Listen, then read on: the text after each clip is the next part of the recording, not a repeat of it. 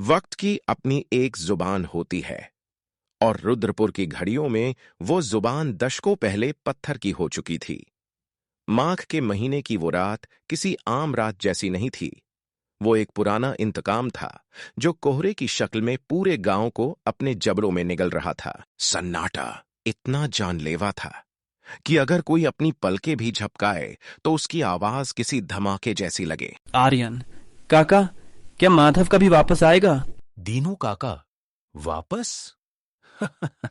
बेटा, मौत सिर्फ वो नहीं जो इंसान को शमशान ले जाए।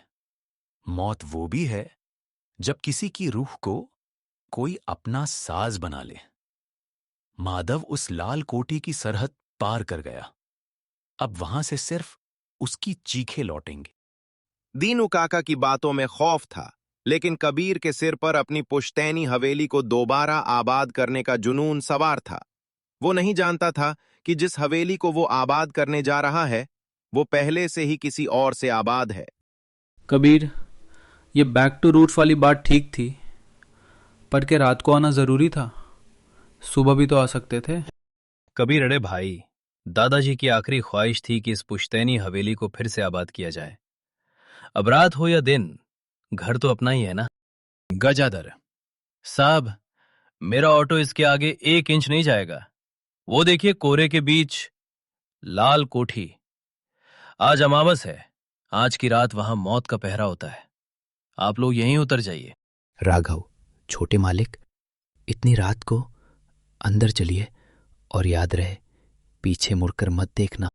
अरे भाई, दादाजी की आखिरी ख्वाहिश थी कि इस पुश्तैनी हवेली को फिर से आबाद किया जाए।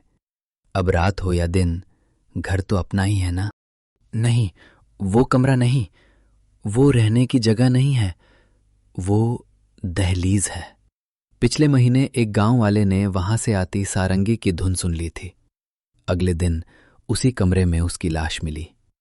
उसकी आंखें पत्थर की हो चुकी थीं। राघव काका की चेतावनी हवेली की दीवारों से टकराकर दम तोड़ चुकी थी। रात और गहरी हो गई थी, लेकिन लाल कोठी में कोई था जिसकी रात अभी शुरू हुई थी। आर्यन, सुना तुम्हें? कोई बुला रहा है। रंजना, कबीर, मेरी सारंगी के तार टूट गए हैं। आओ, अपनी धड़कनों से इसे जोड़ दो।